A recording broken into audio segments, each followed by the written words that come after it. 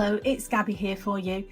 Before we jump onto this week's podcast, I just want to let you know about 2 ways that you can work with me.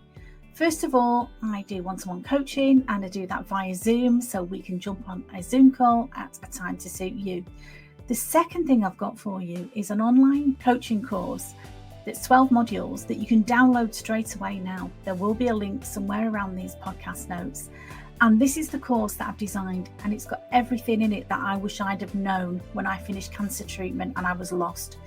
So you can download that course now and you can start working towards making this your happiest and healthiest year ever. I'd love to hear from you. Let me know what you think. Take care. Bye-bye.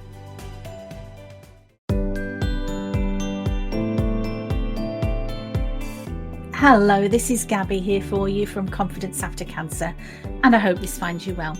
This week's topic is all about something that comes up time and time again for people that I'm working with, and I've touched on it before, but I think it really warrants an episode of its own, and that is, how do you stop living in fear after cancer? As I say, I'm going to talk about my own experience. I'm going to talk about some of the people that I'm working with, but I really want to give you some tips about how to shift your mindset and give you 5 practical tools that you can use if this is a problem for you. So it's all about life after cancer and living the best life that you can. And how do you reclaim your confidence and your peace and your joy, which is what I'm all about. And you can't do that if you're living in fear. And I know that's really obvious. So the reality of fear after cancer. So first of all, I just want to sort of acknowledge you if this is how you are feeling. And to let you know that many women face this fear after finishing cancer treatment. Men do as well, but studies show it is much more common in women for them to be worried about this for a longer period of time. The fear of recurrence, the fear of not being the same. I know that after my mastectomy, that's how I felt for quite a long time, that I would never be the same person again. But I'm here to tell you it does get better. But the fear of the future is something that can hang over a cancer survivor for a long, long time unless you learn how to manage those feelings. And this fear can affect your daily life. It can affect everything. It can affect your sleep, your relationships, who you are at work, whatever role that you're playing within your family, your overall well-being. We know that stress contributes to disease and not being well. And if you are constantly living in fear, your stress levels are at all-time high. That is not how you want to be living, for you to live a naturally healthy, confident and joyful life, is it? So let's talk about how we can get you there. So I wanted to, first of all, acknowledge that fear is a natural response. Think about, I've talked about this before, we were built to have that reaction to fear of freeze or flight or fight. So it goes back to cavemen days, when there was a dangerous animal chasing after us. That's a natural reaction to have. That fear will keep you alive.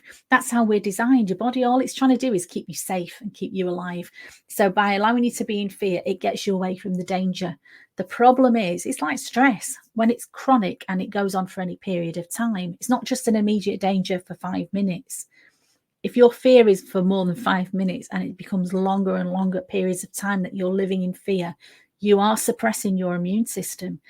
And we're not here to scare you. What I'm saying is it can almost become like a self-fulfilling prophecy. If you're living in fear of getting ill again, that fear can make you ill. And that's not how we want to be. So I'm here to give you some practical tips and things that have worked for me, things that work for people that I work with that can help you get over that fear. But first of all, just to acknowledge, if you're feeling like that, there's nothing wrong with you. It's usual to feel like that. So there's loads of studies, and I'm going to quote one from the Lancet in Oncology, and it found that 18% of cancer survivors experience anxiety for up to 10 years after their cancer diagnosis, compared with 13% of the general population. This indicates that fear and anxiety often persist well beyond the end of treatment, and you're not alone if you feel like that. And that's exactly why I created Confidence After Cancer. My story was I went through my treatment, I went through my diagnosis, which was a hell of a shock to me. I really wasn't expecting to be diagnosed with cancer, much less inflammatory breast cancer, a rare and aggressive type of cancer I'd never heard of. And I went through my treatment. I had started immediately on high dose chemotherapy.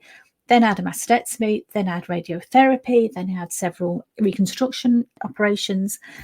And I went through all that. At the end of it, I expected to feel triumphant. I expected to feel like I could conquer the world, but I actually didn't. I felt very depressed. I felt very anxious, and I was in total fear of the cancer coming back, because they'd actually said to me, so many doctors had said to me, this type of cancer has got a very high recurrence rate.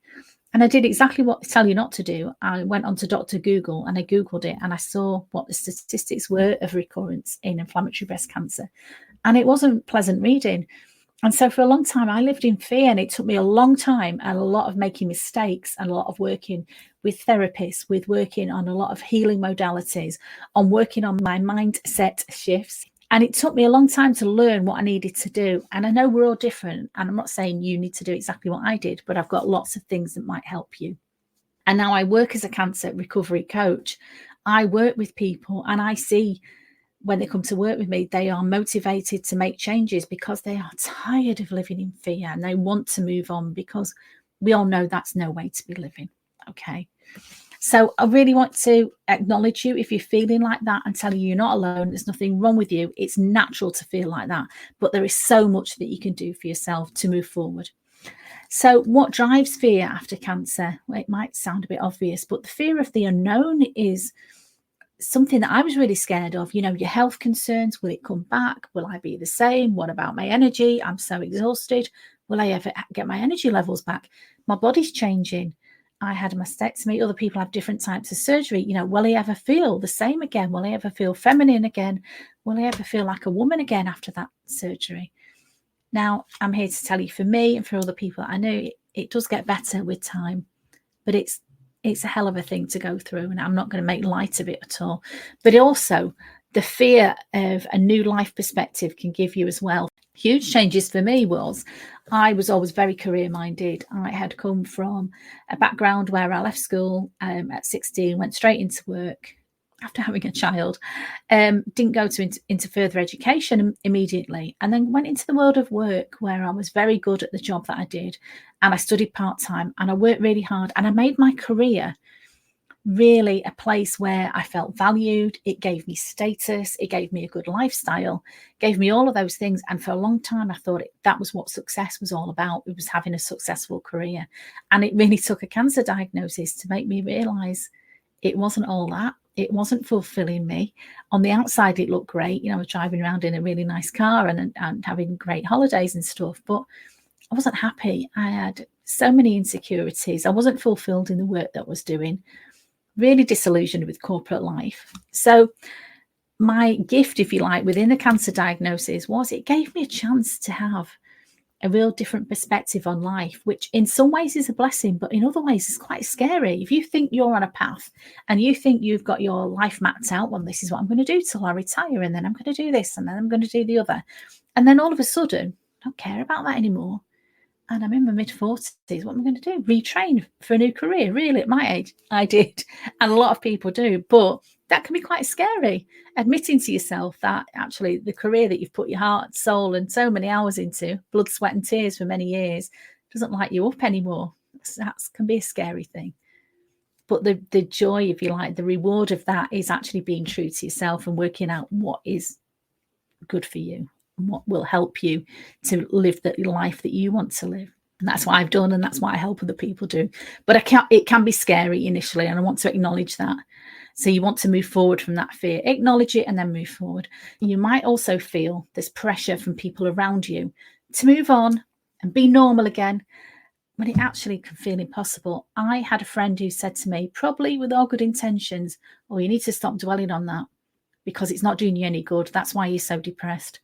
And it was like a knife through my heart. And I think she said it with all good intention. She was trying to help me. She just wanted me to stop feeling so bad, but it didn't help me at all. I didn't want to stop dwelling on it. I just wanted to feel differently. And it took me a while to work out how to do that. The power of acknowledging your fear is immense, and I can't tell you enough. So I'd encourage you to acknowledge your fear instead of suppressing it, instead of pretending everything's okay if it's not. Talk to somebody. You can talk to me. You can talk to me privately and in confidence if that's how you're feeling, but talk to somebody. Don't pretend it's not happening if that's how you feel. So I said I was going to give you some strategies to help you move forward. The first thing I'd say is your mindset shift. So if you can reframe the way that you think about your life's journey, the cancer diagnosis that you've had. So to reframe something is to put it in a different context. So for me, I took my fear of recurrence, cancer was highly likely, they said, to recur. I took that as a motivation to change my lifestyle, to find out about nutrition, to get exercising, to start some healthy habits, to start putting boundaries in place at work, to start putting some boundaries in place in my personal relationship. I use that fear as a motivator to move me forward rather than keeping me small, keeping me stuck, keeping me where I was. The 5 practical tools I can give you, I'm going to touch very quickly on these, but there may be something that you've tried, maybe something you want to try in the future. The first one is breathing exercises. And this is all about just getting into the moment. You know, none of us are guaranteed the future. None of us know what's going to happen. What we do have is today. And so breathing and just learning how to deep breathe was a big thing for me. I was a real shallow breather, especially when I was stressed. So to learn how to take some deep breaths, and it can be really, really simple one, is like breathing in for 4. 1, 2, 3, 4. Holding that breath for 4. 1, 2, 3, 4. And exhale for 4. And counting out to 4. I can't do that while I'm talking. Just do that for a minute. And that really grounds me and reduces anxiety.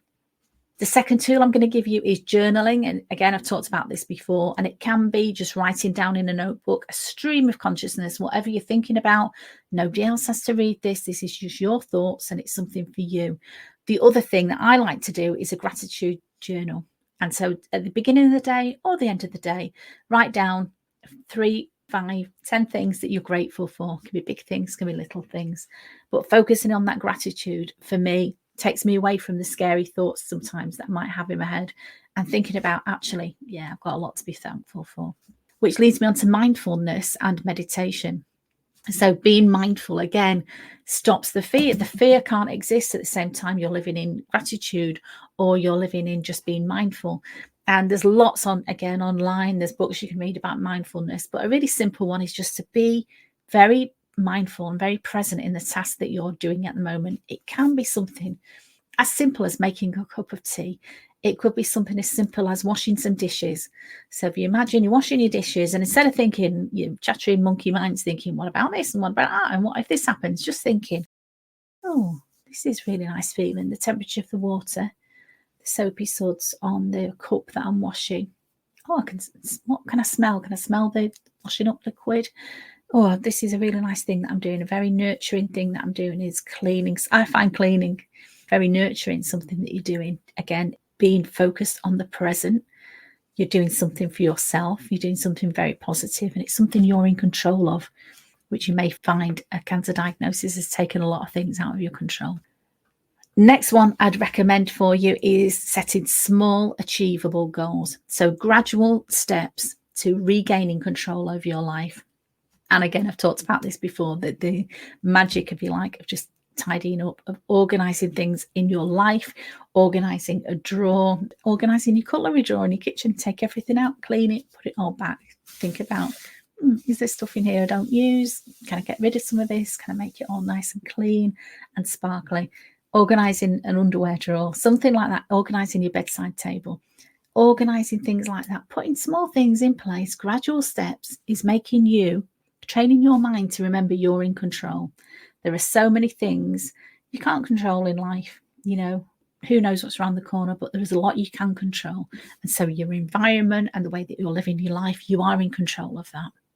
My 5th tip, and I love this one, I'm smiling as I say, is positive affirmations. We use affirmations all the time, whether we're conscious of it or not. The way we talk to ourselves, we're always doing affirmations. So why not make them positive ones, rather than saying, oh, what if this happens? Oh, you always mess that up.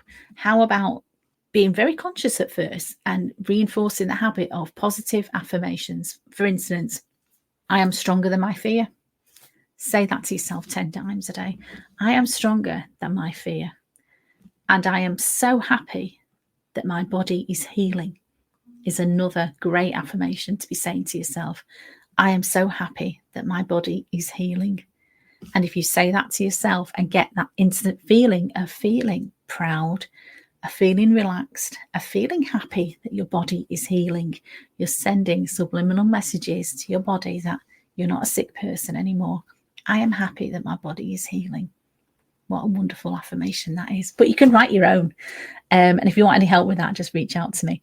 I just want to touch really on the value of having support and community of others. So many cancer survivors tell me they get great comfort and real help from other people that have been through a similar experience. So it can be working with a therapist. It could be attending a cancer support group. It could be finding other people that you can relate to. It could be working with a coach, whatever it is.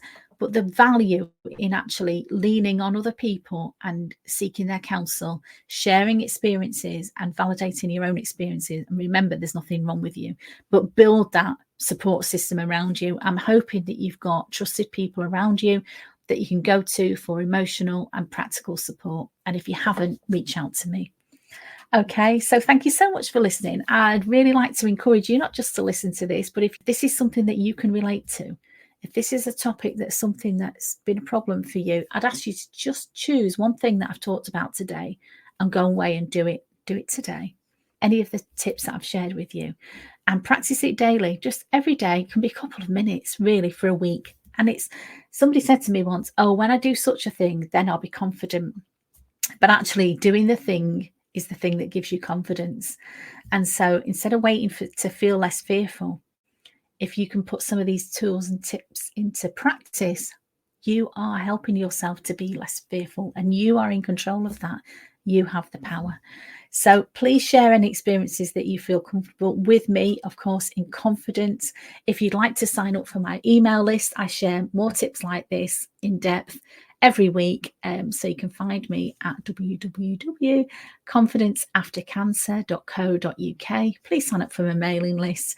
I'd love to be able to connect with you and send you more information. Again, reach out to me if you need anything. And my final word really is just to remind you, you are a survivor. You've survived. What do they say? 100% of your bad days so far, you've survived. You're still here. You're listening to this.